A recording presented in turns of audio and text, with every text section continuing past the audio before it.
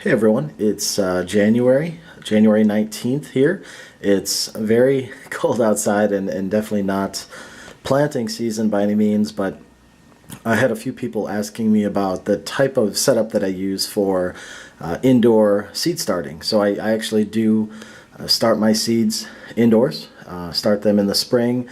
About a month and a half from now, late February, early March is typically when I start growing seeds indoors, and then obviously moving them outdoors sometime in the end of March, early April for some of the cooler weather crops, and then obviously into the middle of May for things like tomatoes and peppers and things of that nature, more of the warmer crops that produce in the summer. But I wanted to, like I said, give you a little bit of a walkthrough here of the setup that I usually do. So you can see here I actually purchased a shelving unit. Nothing fancy by any means, plastic, not very sturdy or stable, but it does the job. I got it from Menards. It's one of those shelving units that you would typically find at something like find in someone's house, like in the garage, to store toys or other types of things just to put on a shelf. So it's very, very simply made, very simply put together. And then I also have some shop lights that I had purchased also from Menards. So you could see that they're just standard shop lights that you'd find sometimes in basements or other types of places where people might have them hanging. And then I have the lights, the individual grow lights underneath. And as I kind of zoom in a little bit there, you can see that they're actually Sylvania. They're called Grow Lux Aquarium.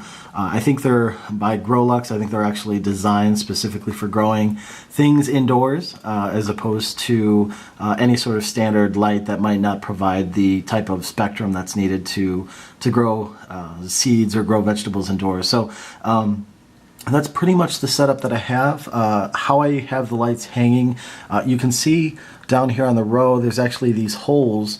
They're not pre-drilled. They're actually put there by the manufacturer, so I did not drill these, although that's something you could do if you didn't have any holes in the end. What I did is just basically took some of these hanging screws, which you can see I also did get from Menards, so they're work out very nice, and I just simply slipped this little hanging wire that came with the shop light. So I simply wrap that around that the screw, and then kind of feed that through, and then put a little washer with the bolt on the end. So that's how I'm hanging them. And the nice thing about the way I have it is, sorry about that, you can actually see when you can actually move this based upon the threads on the actual screw. You can move this up or down, and be a little easier to do if I was not using one hand to hold the camera. But you can simply move that nut down all the way, and that's how you can sort of lower or raise the light based upon the height that's needed.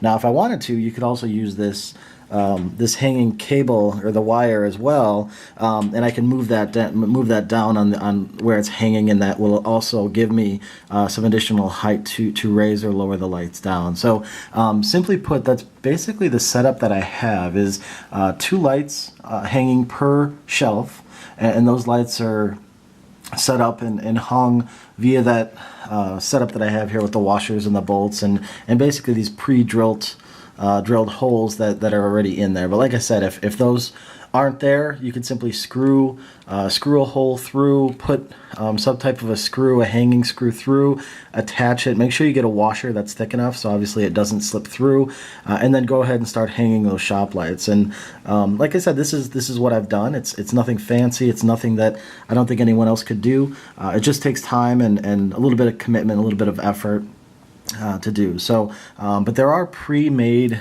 shelving units specifically designed for growing vegetables that are out there. I know you can purchase them, and they might be a little prettier and better than the version I have here, but probably cost a lot more as well. So that's why I went with what I have here. So that's pretty much it. I did want to show you a couple other things. So what I typically use for growing my seeds indoors are a variety of different things. So you can buy these almost like peat moss, or I don't know what these are, coconut coir, I guess, coconut coir plantable pots So I have some round ones here, as you can see. And then there's also some square ones. You can see these are made by Burpee, $1.69 for, looks to be about 10 pots. So pretty cheap. If you turn it to the side, you can see these are square in shape. So they make all kinds of different colors and shapes of these.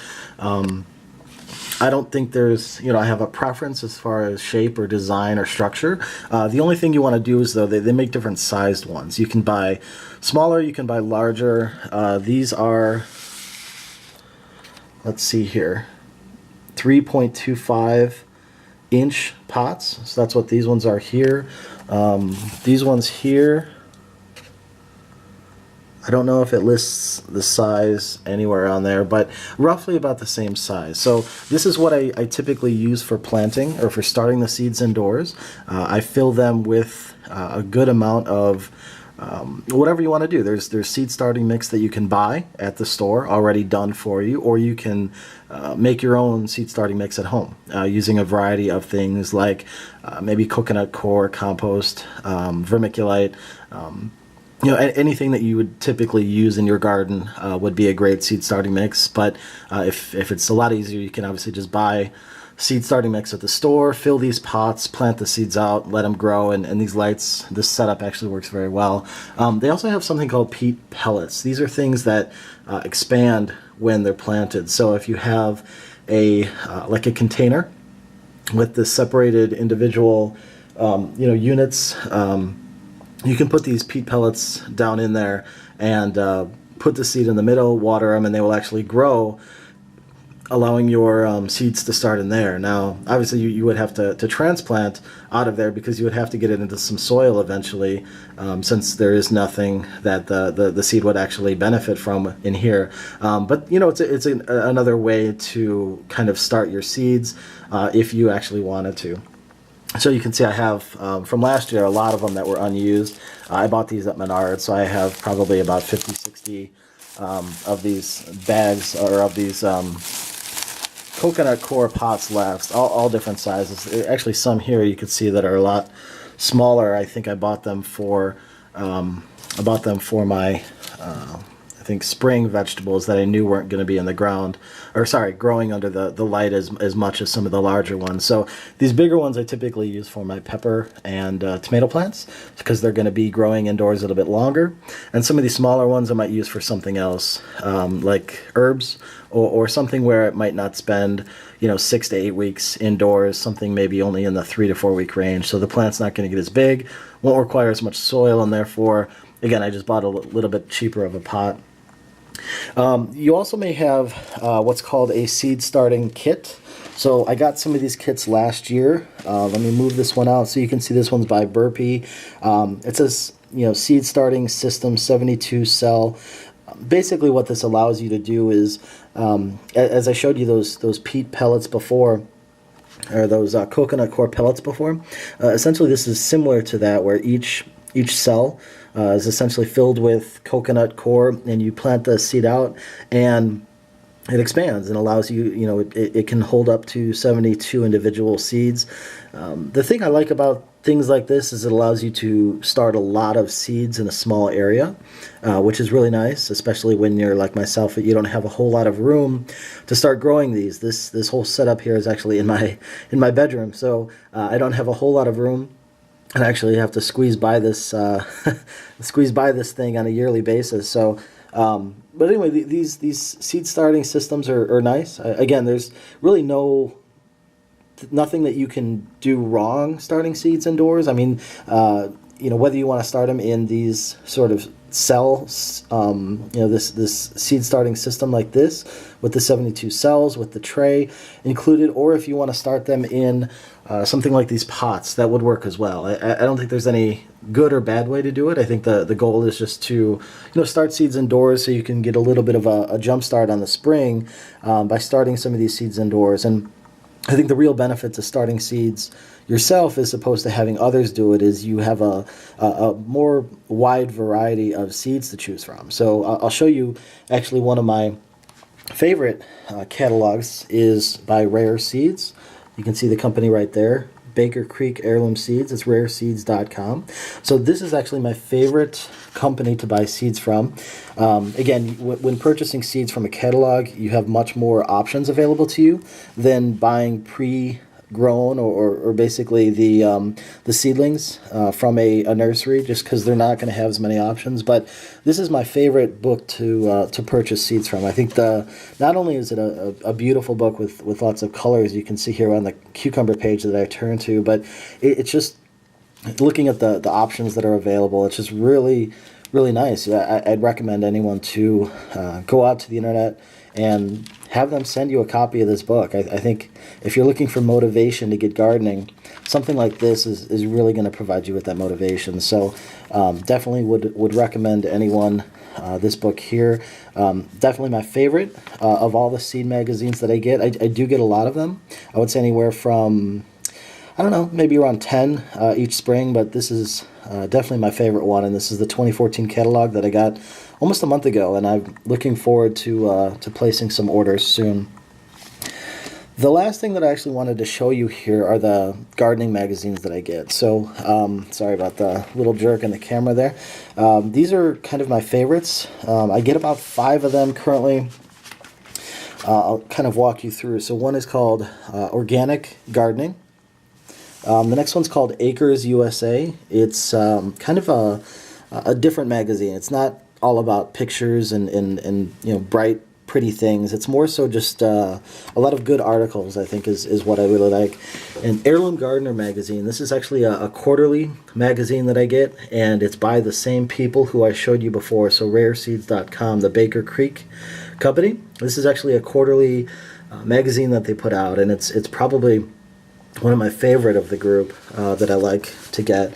Over here on the left, I have Mother Earth News. Mother Earth News is definitely one of my favorite magazines for gardening. I really like it a lot. And then down here at the bottom, I have another one called Urban Farm.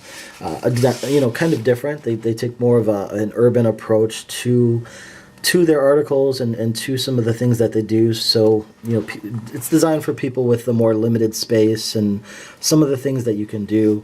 Of these magazines, I would say the ones that I tend to like the most are definitely the Heirloom Gardener magazine and the Mother Earth News magazine. Those are probably my 2 favorites of the group, followed by Acres USA.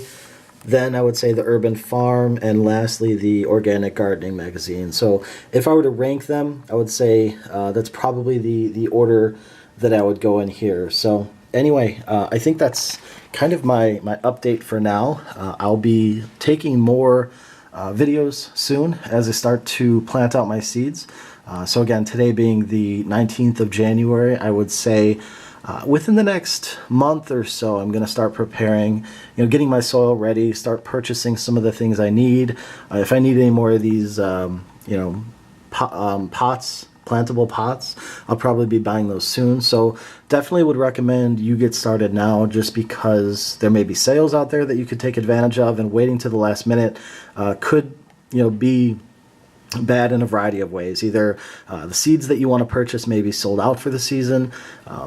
These pots, these eco-friendly planting pots, could potentially be sold out or maybe not carry the right size. Or, like I said, watch out for sales as well. You might see sales coming around now, so that you could save yourself a little bit of money, knowing that you're going to be planting and starting some of these seeds indoors. So definitely, just keep an eye out, start to get ready, start planning for your garden, and hopefully this was a nice video that kind of shows you my little setup here. So by no means do you have to do something similar, but I just wanted to show you what I was able to use and create using nothing more than myself shopping through the various aisles of a Menards big box store. So everything you see, like I said, the shop lights, the actual lights themselves, the bulbs, and this little storage shelf, along with all the nuts and bolts that I needed to put this all together, all purchased from a Menards with nothing else. So definitely doable, and I think the whole thing probably cost me around I would say $150 or so. So, pretty reasonable. But again, the big benefit of starting your seeds indoors is just that variety that you really can't get elsewhere, which is why I like to start my own seeds that I can purchase from, the various companies around the country. So anyway, that's my it for now, and I'll have more for you in a month as I start to grow my seeds out for the coming year. All right, happy gardening. Thanks, everyone.